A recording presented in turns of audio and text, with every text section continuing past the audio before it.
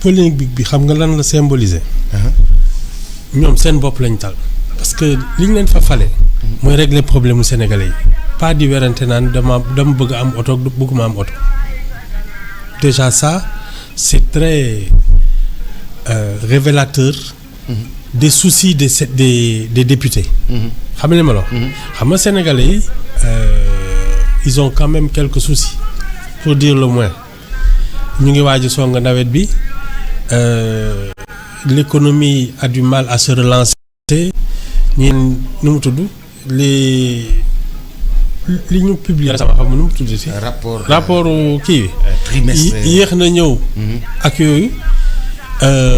Mais le débat à l'Assemblée nationale mooy oto yi elles sont trop jolies pour. Non, elles sont trop chères, pas trop jolies. Trop chères. waaw c'est la même chose. Oui, mais su boo gisee polémique bi tollu. Boops. Oui, non xaaral. boo gisee polémique bi tollu fii nguur gi dafa ne woon amul xaalis. Président ne mënul vraiment amul. Boops man c'est pas le coût des voitures qui m'inquiète. C'est l'utilité des députés. Parce que nit koo xam ne mu ngi def liggéeyam. Je suis pas pour le misérabilisme man gëmuma loolu. boo sañoon nit ki buy liggéey. surtout quand tu es au service de la nation. da nga war a tu ne dois manquer de rien. léegi nag xale yi suur.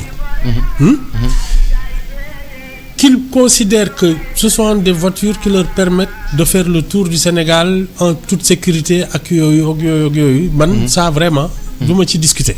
xam man lan mooy sama wax ji à quoi ces gens-là nous servent parce que ki la amal njariñ si eux ils permettaient que l'économie du Sénégal décolle. Qu'on multiplie par 10 le budget national ak yooyu parce que ils surveillent l'exécutif. Et plaide la cause des populations. loo leen defal jar na ko.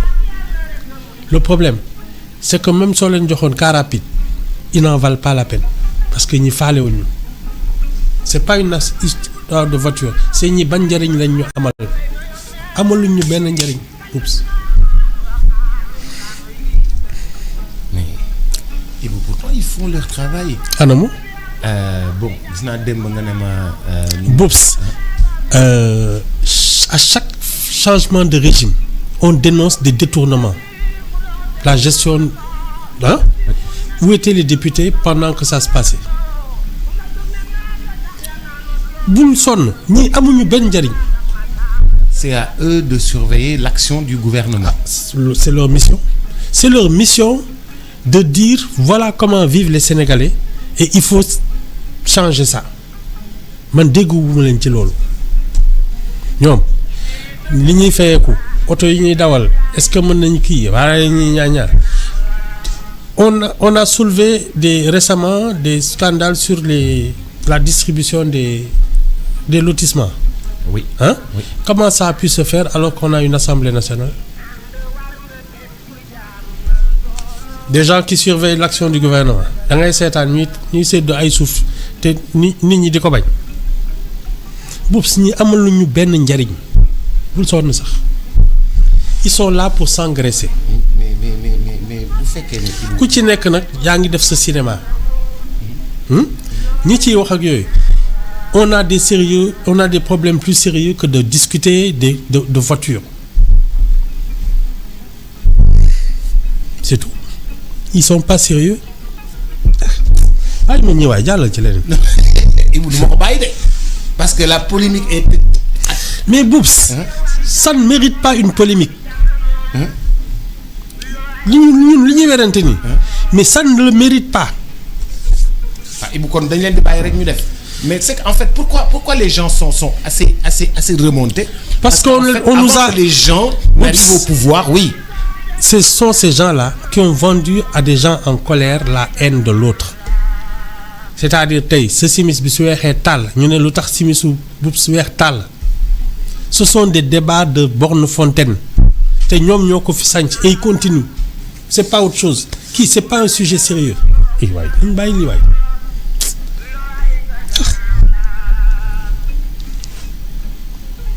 Oups. Les pays sérieux ne discutent pas de ces choses-là. Ils discutent de la qualité de vie de leur population. Voilà. Ça, c'est du cinéma. Ils font semblant de travailler. Ni dara lañ liggéeyul. Et c'est pas seulement cette législature, hein. Yàgg naa la ko fi wax. waaw non man kay waxoon nga ma ko ci ca xeex ba woon ci ñi jëloon. Bien avant ça, ce qu'on reproche au régime de Macky Sall, hein, les gens qui sont là di wax ni, ils étaient députés à l'époque. ñoom Ousmane Sonko yooyu. Ils étaient députés, non? Qu'est-ce qu'ils ont fait pour empêcher ça? Bon, ils n'avaient pas de majorité. Non. Mais au moins que tu travailles, tu le dises, que tu surveilles ce qu'ils font, parce que tu es député, mën nga dem fu ne leen wan leen ma seen ay dossier taxaw ci suufu naaj bi ne nii la ñuy def. Personne ne l'a fait. ñoom keroog bi affaire Covid bi ñëwee ñoom ñëpp a dem Ousmane Sonko en premier, ils ont été reçus par Macky Sall pour lui dire way loo def baax na. Attends, on arrête ça. ay ma ñii waay. wala yow fekkee loolu. maa ngi koy fàttaliku mais dama am trou de mémoire. dëgg la dama am tuuti trou de mémoire. waxoon naa la ngay naan kiis. sëriñ bi dama ko bindal pourtant. mu tuuru ñu def ci lem la ba dem ba koy naan mu tuuru. oui te sëriñ bi dee na. te sëriñ bi waa de jiitu na de. allo bi damm na. c'est foutu. mais bu kon daal. non yow. li nga xam ne moom la ñu. bu fekkee ni député bi mën nañoo jëriñ dafa war a nekk dans d'excellentes conditions. Je trouve que tu sais, chaque département peut élire un député. Ñu bàyyi liste nationale bi. Un député doit avoir autant de conseillers qu'un gouvernement. Des aides ak yooyu. ñi nga xam ne lu xew mu mën a contrôler ce qui se passe dans son truc et qu'il puisse à l'Assemblée nationale défendre les intérêts de ses électeurs, de ses mandats. C'est pas ce qui se passe. Donc fi mu nekk nii on est en train de perdre de l'argent parce que ces gens-là ne servent à rien. Combien de régimes sont passés te ku ci ne saa yoo daanoo ñu ne la sàcc ngoon, alors que ce sont les mêmes qui étaient à l'Assemblée nationale et n'ont jamais rien fait. ñii dañuy fonto nii. mais su fekk xam nga lii cercle vicieux la. Législature bu ñëw kon duñ ci génn. Nous les gens te me disaient que c'était un vote révolutionnaire. Là ça y est, on a fait un vote révolutionnaire, on pense vraiment que les choses vont changer. Les gens ont voté pour un changement radical. Oui, les gens ils savent ce qu'ils veulent. Oui. ñi ñoo xamul li ñu leen wax. Ils savent pas lire li nekk ci urne bi. Non. Li population yi di wax mënuñu ko lire. Non. Ils sont même pas au courant. Xam nga nee naa la dès son arrivée au pouvoir, le président de la République aurait dû faire le tour du Sénégal département après département, peut-être village après village, pour tâter la misère des gens et savoir de quoi il s'agit. Ba tey ba sànq. Comment tu peux parler de problèmes que tu ignores complètement? looloo ñu dal. Mais oui. Ça fait longtemps que les gens prennent le pouvoir sans savoir pourquoi on les a mis là-bas. Ça n'a pas commencé avec nous. Le message des électeurs. Les alternances. Tu as vu comment ils finissent tous? Ils finissent tous ñu leen di sànni xeer di leen dàq. ki la votel après yat lay jël di la dàq ji. Voilà. C'est parce que la saaga naan la ba nga ñëwati ci réew. Parce que tu n'as pas lu le message des électeurs. Comment décortiquer le message des électeurs? Tu es un intellectuel, tu te poses nga posé wu comme candidat nga ñëw taxawu ne man. candidat ñi ngay woowee intellectuel. ay waay. Ibu xaaral ma bës sama xol.